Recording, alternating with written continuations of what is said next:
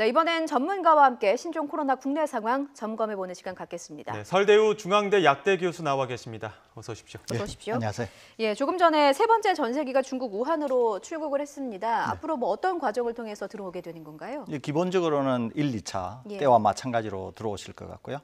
아마 이제 그쪽에서 출국하실 때 들어오셔가지고 검역 거친 다음에 이제 아마 시설로 가신 다음에 그곳에서 생활 수칙대로 아마 격리 조치가 되신 다음에 14일을 보낼 것으로 그렇게 생각이 됩니다. 예, 뭐 앞서 1, 2차 전세기를 통해서 또 들어온 교민들 같은 경우에는 잠복기도 끝나가는데 지금 1, 2차에서 도착한 교민들의 지금 현 상태는 어떻습니까? 예, 뭐 한 분도 아프신 분은 없고요. 다들 건강하시고 또 추가 확진자도 없고 해서 아마 이대로 특별한 일이 없으면은 추가 검사해서 음성이면 모두 다 아마 댁으로 돌아가시지 않을까 이렇게 생각이 됩니다. 예. 자, 이 1, 2차에 걸쳐서 들어온 교민들 15일과 16일에 걸쳐서 퇴소할 예정입니다. 나갈 때도 이제 최종 검사를 거치게 되는 거죠? 그렇습니다. 혹시 이제 또 요즘에 이제 잠복기거나 또 잠복기가 길어지거나 또는 무증상이거나 그러는데도 혹시 바이러스가 남아 있으면 퇴소하신 이후에 혹시 또 바이러스가 나올 수도 있는 그런 위험성이 있다고 판단이 되어서 한 번 더 아마 하시는 것 같습니다. 예, 마지막까지 한 번 더 확인을 한다 이런 방침이고요. 예. 지금 3차 전세기가 이제 출발을 해서 걱정이 되는 것은 뭐 철저히 검역을 한다고는 하지만 뭐 요즘에 무증상 감염 상태에 대한 얘기도 나오고 있고요. 또 우한에서 앞서 귀국한 1, 2차 귀국한 교민들 중에서도 이 확진 사례가 나오고 있기 때문에 검역에 대한 걱정이 좀 상당한 상태인 것 같습니다. 어떻게 보시는지요? 예, 우선은 잠복 기간에는 이제 아무런 증상이 없으니까 이제 사실상 걸러내기가 좀 어려운 측면이 있습니다. 이제 그럴 때는 아무래도 수용 시설에서 확진이 될 가능성이 있어요. 그렇기 때문에 수용 시설도 이제 1인실을 쓰는 거거든요. 그리고 이제 생활 수칙도 그 내에서 서로 만나거나 이러지 못하도록 격리 조치를 하는 것인데요. 이제 경증일 경우에는 아무래도 본인이 약간 느낄 수는 있어요. 열감을 느끼거나 이런 분들은 검사를 해서 아마 드러날 것 같습니다. 그러니까 잠복기일 때는 걸러낼 방법이 사실은 좀 없고 어떻게든지 경증일 때는 그래도 걸러낼 수가 있을 것 같아서 아마 그런 조치들을 충분히 하면은 지금 이제 신속 진단 키트가 굉장히 감도도 좋고 하니까 빨리 아마 감염되신 분들을 찾아낼 수 있지 않을까 이렇게 생각이 됩니다. 저희가 지금 뉴스 중간중간에 자막으로도 4차례 검역 단계를 거쳐서 이제 3차 전세기를 통해서 귀국하는 교민들이 들어오실 텐데 혹시나 앞선 1, 2차를 교수님께서 지켜보셨을 때 이번에 3차에 조금 주의해야 되겠다거나 혹은 또 들어와서 또 확진되는 사례들도 있기 때문에 들어오는 과정에서 좀 주의해야 될 게 있다면 어떤 게 있을까요?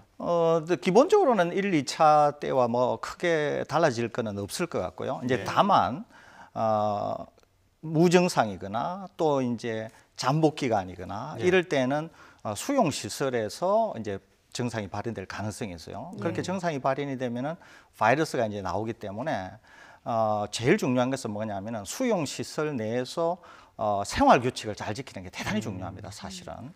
그래서 생활 시설 내에서 다른 인접한 분들하고 접촉한다고 하는 걸 최대한 자제하시고 중요한 것은 또 생활시설 내에 의료진이 상주하시거든요. 그래서 계속 하루에 2차례에 걸쳐서 체온 체크나 이런 모니터링을 하고 또 아마 의료진들도 좀 더 민감하게 대응할 것 같아요. 증상이 거의 나타나지 않더라도 확진이 된 사례들이 있기 때문에 단지 열뿐만 아니라 조금 더 민감하게 이번에는 체크를 하지 않을까 그렇게 생각이 됩니다. 그래서 모니터링도 좀 더 꼼꼼하게 할 것 같아서 아무래도 생활 수칙을 제대로 지킨다고 하면 생활관 내에서 혹시 증상이 나타나서 일부의 바이러스가 나온다고 하더라도 금방 아마 그런 모니터링을 통해서 걸러지지 않을까 이렇게 생각이 됩니다. 지금 궁금한 상황이요. 사실 이 국내에서 신종 코로나 바이러스의 확산세가 좀 줄어드는 추세가 아닌가 싶었는데 오늘 확진 판정된 28번째 환자에 대해서 궁금증이 좀 상당히 많습니다. 일단 28번째 환자가 어떻게 확진이 됐는지를 설명 좀 부탁드릴게요. 일단 28번째 환자가 오늘 확진이 되었는데요. 이제 어제는 환자가 없었지 않습니까? 그런데 이 28번째 환자는 세 번째 확진 환자와 중국 우한에서 같이 입국을 하셨습니다. 그러는데 세 번째 환자는 확진이 일찍 되셔가지고 병원으로 격리 조치되어서 이미 이제 치료를 받고 있는데 예. 이 3번 확진자를 통해서 이제 식사를 한 6번 확진자가 나오고 그런 내용은 다 아시죠? 예. 그러는데 이제 그걸 떠나서 3번 확진자는 벌써 병원에서 치료를 받고 있고 그러는데 한참 지나가지고 예. 오늘 이제 거의 3번 확진자하고 접촉한 게 17일 또는 19일이 경과한 시점인 오늘 28번 환자가 확진을 받았거든요. 예. 그러다 보니까 이제 잠복기 문제, 예. 잠복기가 14일보다 더 긴 거 아니냐. 또 중국의 한 1000여 케이스 사례에 대한 최근에 논문이 있었는데 거기에서 이제 중국 전문가들이 상당히 긴 그런 잠복기가 있어 보인다. 이런 이제 논문 발표도 있고 이래서 이런 것들이 지금 이 28번 환자와 더불어서 이 잠복기가 좀 더 길면 예. 지금 우리의 조치를 좀 더 잠복기를 확대하면서 다른 형태의 접근을 해야 되는 거 아니냐. 이런 논란을 촉발한 케이스가 28번 환자다. 이렇게 볼 수 있겠습니다. 예. 그렇게 봤을 때는 지금 1차, 2차 전세기로 귀국한 교민들 같은 경우에 지금 잠복기가 지났기 때문에 15일에서 16일 사이에 퇴소 조치를 한다 했는데 네. 잠복기가 더 길어진다라는 판단이 들면 더 입소하고 있어야 되는 상황도 생기는 겁니까? 그럴 수는 있는데요. 그런데 이제 문제는 뭐냐면은 과연 잠복기 14일을 넘겨가는 것이 예. 지금 이 케이스를 보고 합당한가 하는 이제 논란이 있거든요. 그래서 지금 여러 가지 정황으로 볼 때 우리가 알고 있는 최대 잠복기 14일은 매우 견고한 과학적으로도 매우 합리적인 그런 14일로 보이거든요. 왜 그러냐면은 지금 이제 28번째 환자가 17일 아니면 19일 날을 거쳐서 증상이 나타난 것처럼 보여서 잠복기가 길어 보이는데 실제로 본인이 생각하는 것보다 훨씬 미약한 경증은 미리 있었을 가능성도 있어요. 첫째 하나는. 그래서 여전히 14일이라고 하는 잠복기 내에 그 발병했을 가능성도 있고요. 예. 두 번째는 아무도 지금 이런 얘기는 하고 있지 않는데 제 개인적으로는 이럴 가능성도 있다고 보는데 하나는 이분이 이제 30살이고 아주 젊은 분이세요. 예. 그리고 그래서 혹시라도 자연 치유 과정에 있었던 게 아닌가 하는 생각도 갖고 있습니다. 그러니까 본인이 감염이 되었는데 증상이 나타나지 않은 채로 거의 낫고 있었다가 낫고 있는 과정 중에 약간의 바이러스가 검출되면서 양성과 음성 사이에 있었던 그런 케이스가 아닌가 하는 생각도 들거든요. 예. 실제로 바이러스에 감염이 되면 내 면역 기능이 충분할 경우에는 바이러스가 감염이 되더라도 증상을 보이지 않고 자연 치유될 수도 있거든요.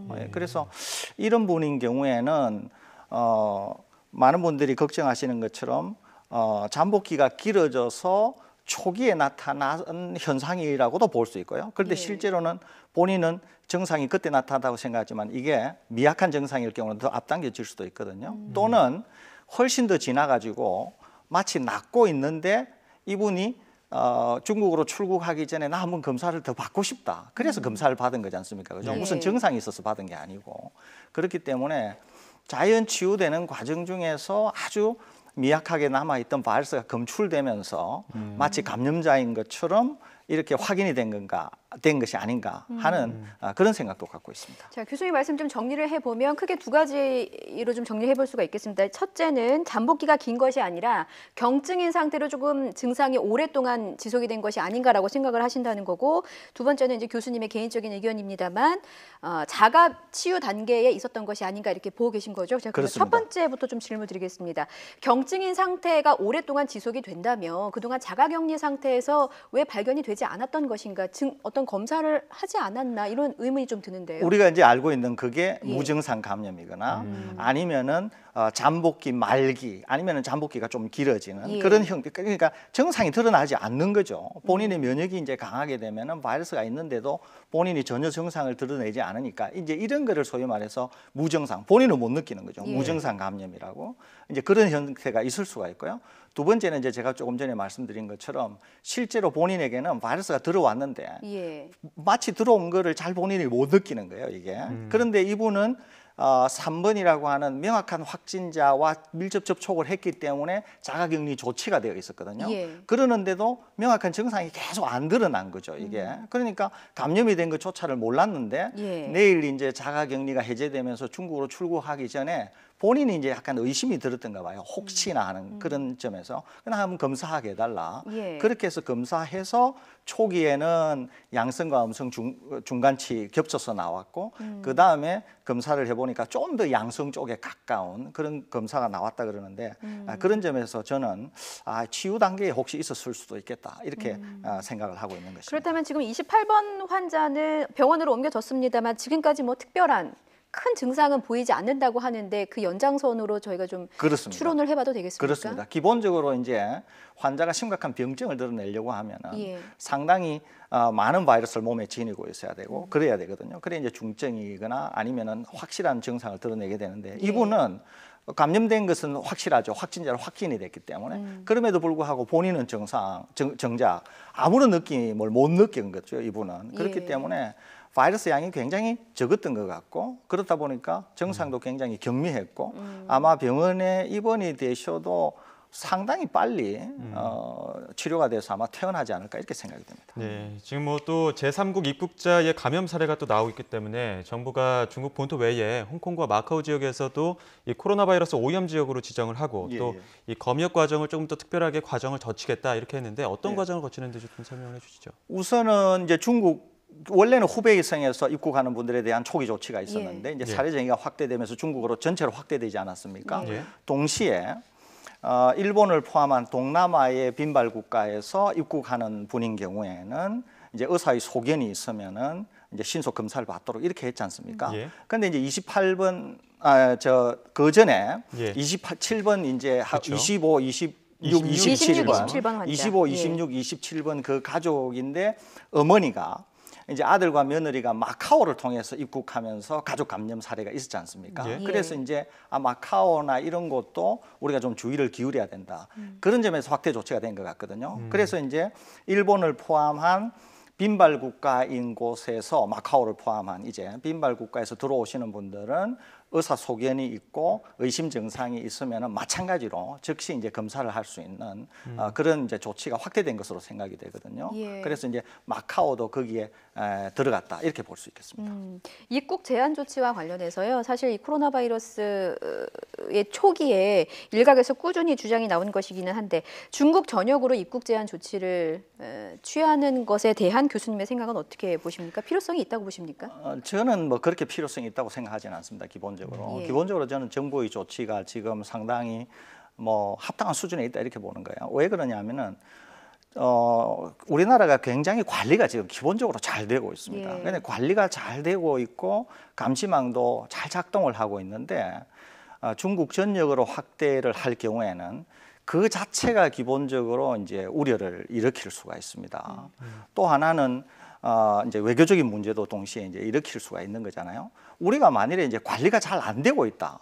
또 우리 의료 수준이 그것을 감당하지 못한다. 그러면은 이제 그런 확대 조치를 과감히 시행할 수도 있는 것인데 예. 그렇지 않고 이제 우리가 관리가 잘 될 수 있는데 그럼에도 불구하고 우리가 확대 조치를 한다고 하는 게 이제 우려를 좀 불식시키기보다는 우려를 정복할 가능성도 있는 것이거든요. 예. 그래서 향후 이제 중국 학생들이 입국하는 것을 본다든지 해서 그것은 굉장히 큰 변수가 될 수 있으니까 예.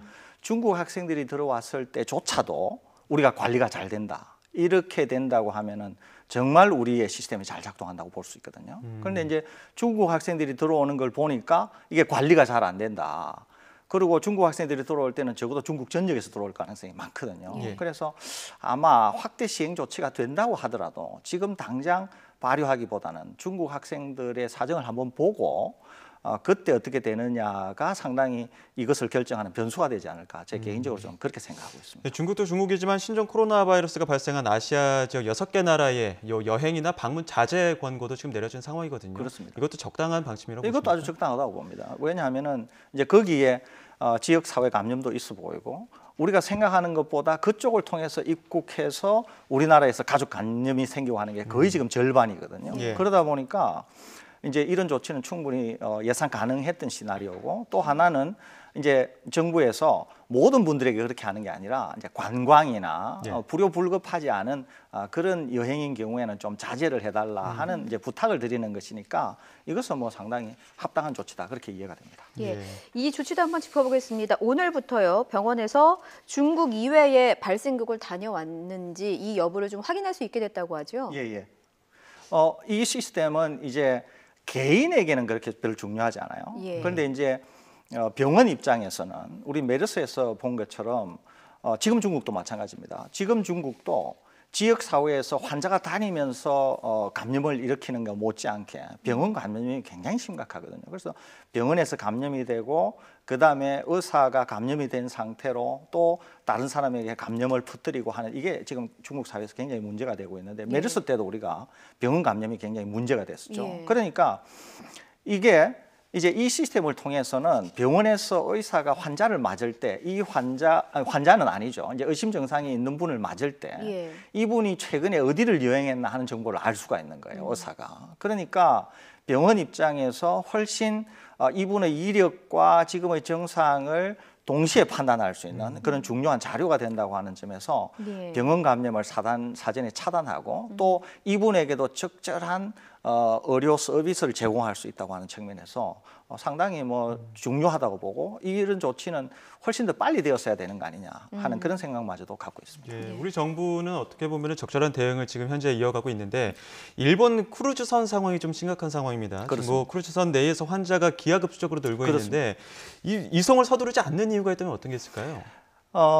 저는 이제 두 가지 측면이 있다고 보는데 이제 이송이라고 하면은 중국 정부가 있을 수 있고 우리나라 정부가 있을 수 있지 않습니까? 예. 우리나라 이제 지금 성선에 계신 분들 지금 14분이 14분 있죠. 계시니까 그러니까 이제 일본 정부는 이렇게 생각했던 것 같아요. 이제 올림픽이 있으니까 중국 본토 내의 환자 수를 최대한 이제 이렇게 컨트롤하려고 하는 예. 그런 경향이 있었던 것 같아요. 그래서 이제 우리가 알고 있는 것처럼 WHO에 이제 요청을 해서 크루즈선에 있는 사람은 우리 일본 본토가 아니라 기타로 잡아달라 이렇게 예. 된 거 아닙니까, 예. 그죠? 그러니까 일본은 이런 정치적인 이유 때문에 일본 본토 내로 환자 유입하는 것에 대한 상당히 그런 좀 거리낌이 있었던 것 같고요. 우리나라 정부인 경우에는 당연히 이제 인도적 차원에서 우리 국민들을 모셔와야 되는 것은 맞지만 이제 우리와 일본 간에 최근에 그런 이제 관계가 있지 않습니까? 외교적인 관계, 경제적인 관계 이런 게 있지 않습니까? 예. 그러니까 이 국민 정서도 좀 한몫하는 것 같아요. 그래서 아무래도 일단은 발생한 환자가 없고 우리는 다 건강하다고 이미 알려져 있고 그다음에 국민 정서도 좀 고려하고 하는 측면이 있어서 향후 추이를 좀 지켜보면서 정부가 아마 대응하지 않을까 이렇게 생각이 됩니다. 예. 일단은 어쨌든 그 뭐 135명에 달하는 감염 확진 환자가 나온 상황에서 우리 국민이 지금 14분이나 그 배에 타고 있기 때문에 우려가 좀 큰 것도 사실인데요. 이렇게 되다 보니까 이 선 내에서 공기 중 감염 가능성에 대한 의문도 좀 제기하는 시선도 있더라고요. 그렇습니다. 교수님께서는 그 에어로졸 가능성에 대해서 어떻게 보십니까? 저는 뭐 희박하다고 봅니다. 예. 오히려 에어로졸 감염이라기보다는 직접적인 접촉에 의해서 그러니까 이제 한 환자가 여러 환자들에게 직접 접촉이나 아니면은 뭐 밀접 접촉이나 우리가 알고 있는 형태로 감염을 시켰을 거고 예. 그다음에 이제 환자가 계속 늘어나는 환자들이 계속 문고리를 맞는다든지 또 거기서 격리 조치가 잘 안 되니까 또 밀접 접촉을 한다든지 이러면서 거기에서 감염이 확산이 됐다고 보거든요. 예. 그런데 이제 여기서 에어로졸 감염이 되기에는 배가 워낙 크고 또 에어로졸 감염이라고 하는 게 그렇게 쉽게 일어나지가 않거든요. 매우 특별한 조건에서 일어나는 거기 때문에 에어로졸 감염으로 배 전체가 감염이 될 가능성은 낮아 보이고요. 예. 실제로 에어로졸 감염이 일어났다. 만일에 그러면 배 전체에 지금보다 훨씬 많은 환자가 발생했을 겁니다. 그런데 그러지 않은 걸로 봐서 에어로졸 감염이라기보다는 우리가 통상적으로 알고 있는 직접 접촉이나 밀접 접촉이나 또는 문고리나 이런 곳에 환자가 남겨놓은 것을 또 접촉해서 눈이나 코나 입으로 그런 점막을 통해서 감염이 되지 않았나 이렇게 생각하고 근데 그 있습니다. 배에 3,771명, 그러니까 3,800명에 가까운 사람들이 타고 있는데 아직 전수조사가 진행되지 않은 상황에서 이렇게 단정적으로 생각할 수는 또 없지 않을까 싶기도 한데요. 그렇긴 합니다. 예. 그렇긴 한데 일단은 여러 가지 정황으로 볼 때 예. 배의 크기나 우리가 통상적으로 알고 있는 배의 크기나 지금 환자의 규모나 이런 거를 볼 때는 예. 또 거기에도 매우 중증의 환자가 있어 보이지는 않거든요. 예. 그래서 병원과 같은 그런 상태도 아니고 이래서 에어로졸을 통해서 무차별적으로 확산이 됐다. 이렇게 보기에는 좀 무리가 있어 보입니다. 예. 마지막으로 아마 국민들 가장 궁금하실 겁니다. 지금 정부의 대응 방침을 봤을 때 언제까지 이 상황이 좀 지속될 거라고 보십니까? 우리나라의 상황은 뭐 계속 외부 변수에 연동될 수밖에 없지 않겠습니까? 그런데 우리나라는 아까 말씀드렸다시피 계속 관리가 잘 되고 있습니다. 심지어는 뭐 중국 유학생이 입국하면서 대규모로 확진 환자가 이제 나오지 않는 한에는 계속 안정적으로 관리가 될 것 같거든요. 예. 그러니까 우리나라는 문제 없을 것 같고 중국에서만 잘 관리가 되면 뭐 큰 걱정 안 하셔도 될 것 같습니다. 예, 알겠습니다. 저희가 말씀을 여기까지 듣겠습니다. 지금까지 서울대우 중앙대 약대 교수와 함께 이모저모 알아봤습니다. 말씀 고맙습니다. 감사합니다.